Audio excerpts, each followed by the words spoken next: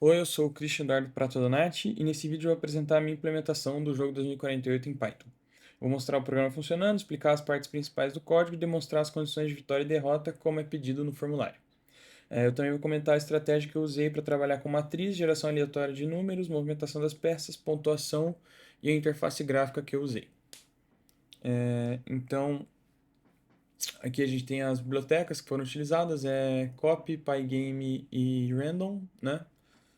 O Pygame foi a interface que eu usei para conseguir implementar a janela do jogo, deixar de uma forma estética que funcionasse bem. Tem nossas funções aqui e aqui para baixo tem o código do jogo rodando em si com o Pygame.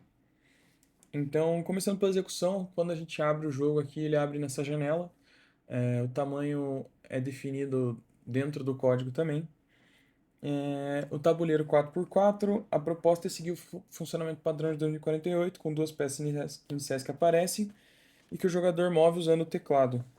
As setas do teclado aqui são utilizadas para fazer as jogadas, para mover o tabuleiro. E quando as peças se encontram, elas se somam, né, igualzinho no 2048. A gente tem o score aqui que soma essa pontuação. Cada jogada válida, o nosso tabuleiro é validado, né? Um novo número é sorteado e a pontuação é somada de acordo com as fusões que são feitas. Então aqui para baixo a gente tem, dentro do Pygame aqui, a gente tem os comentários, né? Falando o que cada parte do código faz, deixando aqui inicia o código, inicia o jogo, a janela, a gente tem as cores dos blocos, aqui a gente tem o tamanho da janela, aqui é o movimento inicial que cria o tabuleiro, adiciona os dois números iniciais. Esse truque que eu vou mostrar depois para exigir, para mostrar a condição de vitória. E aqui a gente tem a leitura das teclas. Então aqui a gente tem as teclas para cima, para baixo, seta para esquerda e seta para direita que realizam os movimentos. Então aqui no criar tabuleiro a gente tem a matriz, né, nossa matriz inicial. O nosso tabuleiro é implementado como matriz 4x4, ou seja, uma lista com 4 linhas, cada uma contendo 4 posições.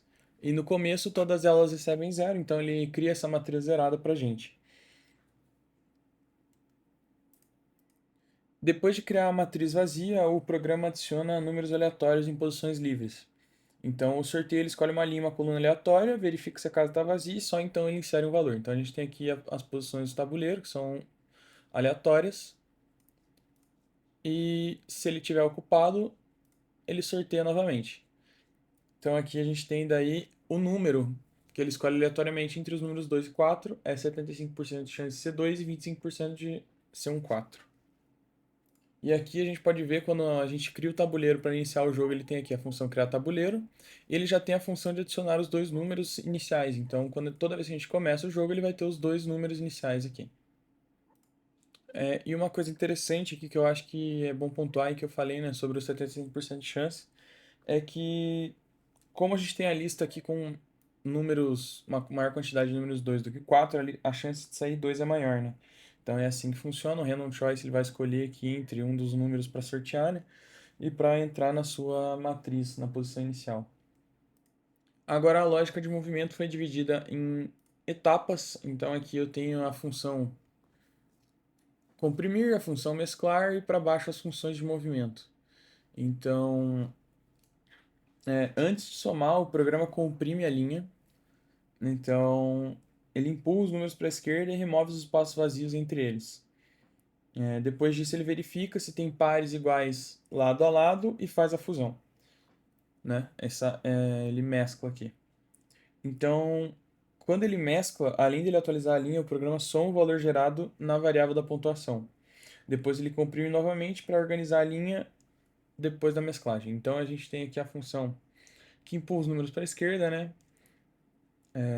A gente cria uma nova linha para ser substituída pela linha que estava antes, né? E aqui no final da nossa função ele vai retornar a nossa linha nova. E na função mesclar, a gente tem aqui, ele vai somar os pares iguais que estão adjacentes pela esquerda e atualizar a pontuação. Então a gente tem aqui a variável que está lá fora, dentro do nosso jogo como pontuação, ele vai utilizar ela aqui dentro da função mesclar, e ele vai somar as linhas e vai retornar a nossa linha já comprimida. A partir daqui a gente tem as funções de movimento. Então, para evitar repetir a mesma lógica 4 vezes, o movimento para a esquerda foi usado como base. Os outros movimentos reaproveitam a lógica de movimento para a esquerda com transformações na matriz, com inversão e transposição. Então, o tabuleiro muitas vezes ele é só transformado e reutilizado as funções para ficar mais eficiente. Então, a gente tem aqui a nossa função que é mover para a esquerda, ele vai comprimir, mesclar e comprimir de novo e vai criar essa nova linha. Então, ele vai fazer isso 4 vezes, né, para verificar as 4 linhas e vai retornar como um novo tabuleiro. Então, ele cria esse novo tabuleiro para substituir as linhas e ele envia de novo isso para o nosso jogo daí. A função mover direita, ele vai inverter a nossa linha, mover para a esquerda e inverter de novo. E a mesma coisa acontece com as outras duas, com a função mover para cima, que ele vai transpor, mover para a esquerda e transpor de novo. Quando a gente transpõe, né, as linhas viram as colunas, então ele vai somar isso, ele transforma a linha em coluna, soma e transforma de novo. E quando mover para baixo, né, ele vai transpor, vai mover para a direita e transpor. Então a gente utilizou de novo aqui essa função transpor para a direita aqui. E aqui tem as funções inverter e transpor, né? A função inverter inverte a ordem da coluna de cada linha. A gente usa, né? Eu falo a gente, mas é vício de linguagem por fazer a maioria dos trabalhos em grupo, né? Mas eu usei daí, né? Ele é usado na função mover direita, né? Eu deixei comentado aqui também. E ele retorna aqui, né? Cadê aqui, ó? Nosso slicing aqui. Ele inverte a linha com esse comando do Python aqui que inverte a linha, né? E ele faz a nova linha, manda para o novo board e envia de volta para lá. E a função transpor, né? Ele vai transformar, daí passar essa lógica para criar esse novo tabuleiro, né? E essa aqui acho que foi uma das lógicas um pouquinho mais difíceis de pensar, porque até eu conseguir entender como que eu fazia para passar de um para o outro, eu demorei um pouquinho a conseguir chegar nesse raciocínio aqui. Para a interface do meu jogo, eu usei o Pygame, então a interface foi construída nele. O tabuleiro é desenhado com retângulos coloridos e cada valor recebe uma cor específica. Além disso, os números são renderizados no centro de cada célula e a pontuação aparece na parte superior da tela, né, da forma que eu mostrei ali. Esse ponto atende o requisito de oferecer uma interface clara e de exibir o score atualizado toda a jogada. Então, quando você vai jogando, o score vai atualizando e você consegue ter essa noção de quantos pontos você está fazendo. Então a gente tem aqui daí a função desenhar tabuleiro, né? Que vai mostrar aqui como é criado o tabuleiro com as cores. Ele pinta a tela de cinza, usa as cores em padrão RGB. Ele busca aqui de acordo com um número se a cor vai ser clara, se vai ser escura, se a cor tá lá no nosso tá definida já. Ele cria aqui a imagem do texto, centraliza e imprime na tela. Então, como o formulário pede, né, para demonstrar a vitória aqui, eu deixei esse tabuleiro pronto. Ele vai entrar depois que ele cria o tabuleiro, ele vai trocar o meu tabuleiro por esse. Então, aqui, ó, eu entrei aqui com, né, minha pontuação pronta já. 2048 você venceu. Além disso, uma funcionalidade extra que eu adicionei foi a possibilidade de você apertar R para dar replay e ele já inicia logo um novo jogo aqui.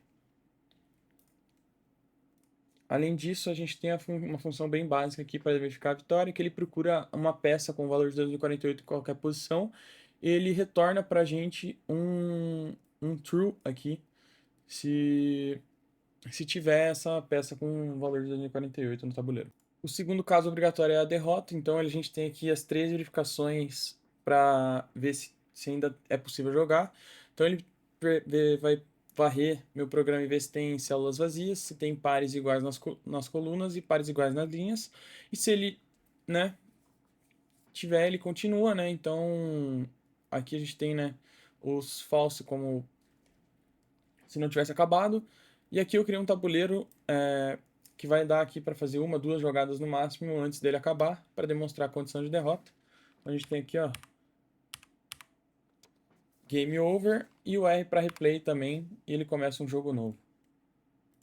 E aqui por último, né, tem algumas coisas que, como é printado, né, se tem o Game Over, se o jogador venceu, então, e o botão de replay, né, o texto, essas coisas.